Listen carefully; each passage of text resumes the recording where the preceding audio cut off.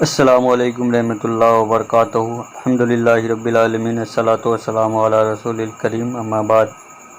تائید کرتے ہیں کچھ واقعات جھوٹی سچی خبروں کے تناظر میں وہ کیا کر رہے ہیں۔ ایران شیعہ کا غلبہ، جو قرآن نہیں مانتے، حدیث نہیں مانتے، ابو بکر صدیق، عمر فاروق اور صحابہ کو گالیاں دیتے ہیں، اور ان کے چیلے چاپڑے آج ہمارے یہاں انجینئر ندوی اور ایسے کئی لوگ ہیں جو حضرت عائشہ صدیقہ، امیر معاویہ اور دوسرے صحابہ ابو بکر صدیق، عمر فاروق تک کو نشانہ بنا رہے ہیں۔ ہماری پیشانی پہ بل نہیں آ رہا، ہمارا نوجوان اس کو لائک کر رہا ہے، ہم کو فرق نہیں پڑتا، کوئی فرق نہیں پڑتا۔ میں نے کہا نا کہ لائٹ لیتے ہیں ہم لوگ۔ ابھی خبر آئی، میں دہل گیا، اس سے پہلے بھی آپ سن چکے ہیں، 3-4 دن پہلے پھر سے ایک خبر آئی ہمارے مہاراشٹر کے ایک شہر میں نام نہیں لوں گا۔ ایک ماں باپ کو پولیس اسٹیشن سے فون آیا، پہنچے تو ان کی بیٹی جو ایک غیر مسلم کے ساتھ بھاگ کر شادی کر چکی تھی، اس نے کہا کہ اب آج سے میرا اور آپ کے دھرم سے کوئی تعلق نہیں۔ سنی خبر آپ نے؟ ایسی خبریں آج ہم بہت سن رہے ہیں، کوئی فرق نہیں پڑتا اور غور کرنے کی ضرورت بھی نہیں ہے۔ اور علاج کرنے والا جب کہتا ہے کہ سچائی کو، حق کو قبول کیا جائے، لوگوں کی اس کی بنیاد پر تربیت کی جائے، آپ کے بچے اور بچیاں مرتد بنے، آپ کو پرواہ نہیں۔ یہ کون ہے جس نے یہ کیا؟ یہ خبر آئی ہے، آپ میں سمجھتا ہوں یہاں موجود سب لوگ جانتے ہوں گے، یا اکثر لوگ تو ضرور جانتے ہوں گے۔ اس کی کلپس آئی، کون سے معاملے کو سدھاریں؟ نیچے والوں کو پرواہ نہیں ہے، اندھے ہو کر جو چاہتا ہے ان کو اپنے پیچھے بھگا لیتا ہے۔ کوئی سڑے سے سڑا آدمی کوئی دعویٰ کرتا ہے، کچھ نہ کچھ لوگ مل جاتے ہیں اس کے پیچھے بھاگنے والے، گروپ بن جاتا ہے، اہل حق ان کے پیچھے سر پیٹتے رہے۔ جماعتوں کے، مدارس کے ذمہ داران بنے ہوئے وہ اپنی دکانیں چلا رہے ہیں، اقتدار کی خواہش کو تسکین دے رہے ہیں۔ کوئی مرتد ہو رہا ہے، کوئی آدمی جو ہے بھٹک رہا ہے، کوئی انکار حدیث کا شکار ہو رہا ہے، ہمارے جماعت کے ذمہ داروں کو اس کی فکر ہی نہیں ہے، اس کے لیے کوئی پروگرام نہیں ہے۔ بھائی عوامی سطح پہ کہنے کا قائل نہیں ہوں، لیکن یہ اس لیے کہہ رہا ہوں کہ ان کو بھی کہنے کی کوئی ذریعہ ہی نہیں ہے، اور یہ ہم کو اور آپ کو ان کے خلاف کھڑا نہیں کرنا ہے۔ ہر ایک اپنی ذمہ داری سمجھے۔ یہ ہمارے پاس خاص طور سے قرآن و حدیث کے ماننے والوں کے پاس اللہ نے حق دیا، یہ ساری بیماریوں کا علاج اسی میں ہے۔ تو اس تناظر میں اس کو پڑھیے، فرقہ بندی اور اختلافات کے تناظر میں نہیں۔ اگر ہم چاہتے ہیں کہ ہمارے مسائل کا حل ہو تو دین سے جڑنا ہوگا، اور دین سے کون سے دین سے؟ 73 سے نہیں، 73 میں سے صرف اس ایک کے ساتھ جس کو اللہ کے رسول نے کہا کہ یہ جنت کے راستے پہ ہے۔ وہ کون ہے؟ بدعت اور اہل بدعت سے۔ آپ دیکھیے، صرف اہل حدیث پر یہ الزام دیا جاتا ہے کہ یہ لوگ جو ہے رد کرتے ہیں بدعت کا۔ اس میں امام حاکم نے اور دوسرے علماء نے کہا کہ اگر رات میں کوئی فتنہ اٹھتا ہے تو صرف روئے زمین پر اہل حدیث کا طبقہ ہوتا ہے جو ان کی گھات لگا کر ان کا رد کرتا ہے۔ یہ قرآن و حدیث زندہ اسی وجہ سے۔ امام اوزاعی کہتے ہیں کہ آسمان کے نگراں اور چوکیدار پہرے دار فرشتے ہیں، اور دنیا کے پہرے دار اہل حدیث ہیں۔ ابن قیاس کہتے ہیں کہ دنیا کے سب سے بہترین لوگ اہل حدیث ہیں۔ امام حاکم نے اس حدیث کو معنی علیہ و اصحابی کو لکھنے کے بعد اس کی تشریح بہت پیاری کی ہے۔ معرفت و علوم الحدیث، یہ کتاب پڑھنا چاہیے۔ محدثین اہل حق کا بیان اس میں زبردست انداز میں امام حاکم نے بیان کیا۔ انہوں نے اس حدیث کو نقل کرنے کے بعد وہ حدیث نقل کی کہ اللہ کے رسول، جو بخاری مسلم میں بھی ہے، تشریح کرتے ہوئے کہ نبی صلی اللہ علیہ وسلم نے فرمایا کہ لا تزال طائفۃ من امتی ظاہرین او منصورین علی الحق، کہ میری امت کا ایک طائفہ مسلسل، لا تزالو،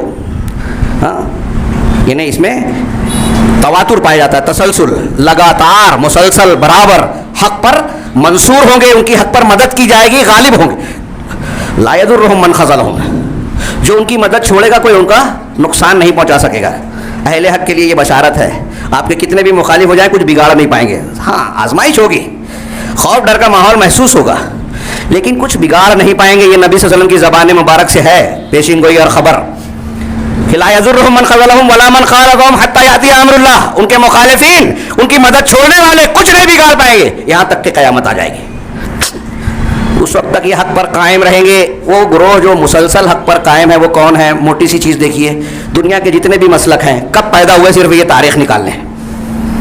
اہل الحدیث اس وقت سے ہیں جب سے حدیث ہے۔ حدیث قرآن کو بھی کہتے ہیں، سنت کو بھی۔ پہلے اہل حدیث کہیں گے کہ انبیاء ہوتے تھے، کیونکہ اہل حدیث کہتے ہیں جو اللہ نے نازل کیا اس کی اتباع کرو، اور انبیاء وہی کرتے تھے۔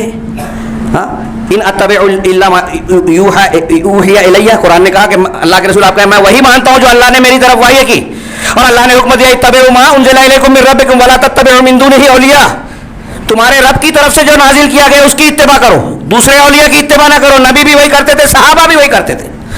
اب ایک معیار قائم کر لیجئے، صحابہ کے زمانے میں تصوف تھا، صحابہ کے ज़माने में या उनका मसलक में राफजियत थी, खारजियत थी, जहमियत थी, कादरियत थी, एक खारजी राफजियत थी, ये कद्र और जो है कदरियत और जबरियत, हनफियत, शाफियत, मालिकियत, हम्बलियत, सूफियत, अशअरियत, मातुरिदियत, जिसको लोगों ने आज इख्तियार कर रखा है, क्या ये कोई भी चीज़ थी? अगर इनमें से किसी चीज़ को आपने इख्तियार नहीं किया और सिर्फ सहाबा कराम का मसलक इख्तियार किया, अकीदे में, इबादत में, हलाल हराम में, सारे मामलात में, तो फलाह पाएंगे कि नहीं पाएंगे? दुनिया के किसी भी मुफ्ती से पूछिए, लेकिन उनको लगेगा कि फतवा देने में जो है हमारे मसलक की दुकान जो है, फिरके की दुकान जो है ठप हो जाएगी, तो वो घूम फिर के उल्टा सीधा जवाब देंगे।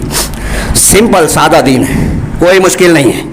ये जो लोग कहते हैं ना कि समझ में नहीं आता हक कहाँ है, झूठ बोलते हैं, समझना चाहते नहीं हैं, अपने आप को तसल्ली दे रहे हैं। नबी सल्लल्लाहु अलैहि वसल्लम ने फरमाया कि मैंने आपको तरक्तुकुम अलल महज्जतिल बैदा, रोशन शहरा पर तुमको मैंने छोड़ा है, लैलुहा का नहारिहा, इसकी रातें भी दिन की तरह रोशन है, बिल्कुल क्लियर और साफ है। अब ये इमाम हाकिम ने जो रिवायत नकल की उसे सुनिए, जो मैंने कहा कि एक गिरोह हमेशा हक पर कायम रहेगा। फिर इमाम हाकिम ने ही इस हदीस की शरह में सनद से इमाम अहमद तक सनद पहुंचाकर नकल किया कि इमाम अहमद बिन हम्बल से पूछा गया कि वो ताइफा जो हक पर कायम और गालिब रहेगा वो कौन सा होगा? तो इमाम अहमद बिन हम्बल ने कहा इल्लम यकूनु अहलुल हदीस फला अदरी मनहु, कि अगर वो अहलुल हदीस नहीं है, अगर ये हक पर कायम रहने वाला गिरोह अहलुल हदीस का नहीं है, तो मैं नहीं जानता कि वो कौन है।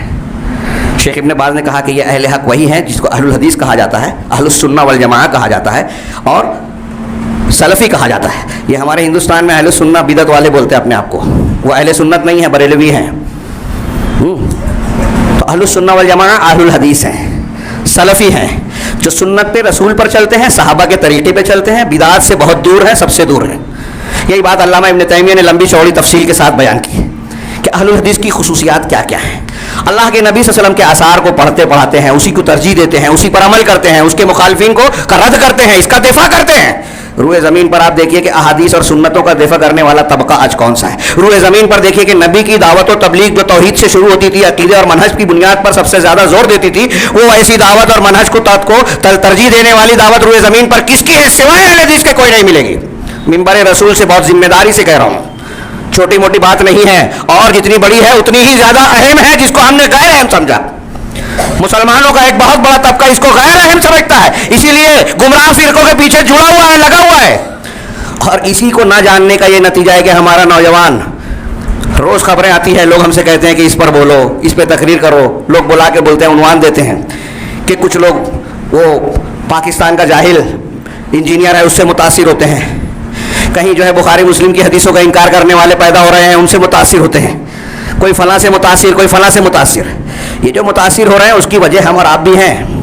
हमने दीन को, उलमा को, दीनी हलकों को, दरस कुरान, दरस हदीस को गैर अहम समझा, बच्चों को इससे दूर रखा, मस्जिद से, दरस से जोड़ा नहीं है, उनकी इस्लामी तरबियत का कोई इंतज़ाम किया ही नहीं है।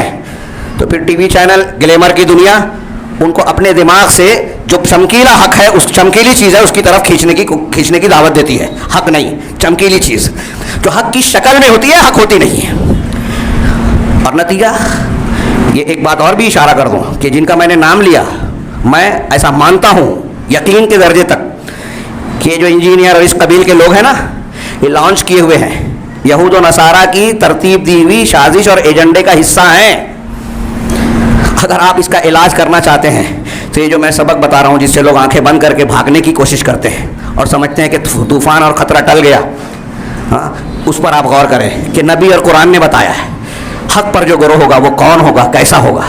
वक्त ज़्यादा हो रहा है, हाँ, इसमें चंद इक़्तिबासात थे, ख़ासतौर से अल्लामा इब्न तैमिया। उम्मीद करता हूँ ये वीडियो आपको पसंद आया होगा। ये वीडियो अगर पसंद आया है तो चैनल को सब्सक्राइब करें, लाइक करें और एक दूसरे को शेयर ज़रूर करें।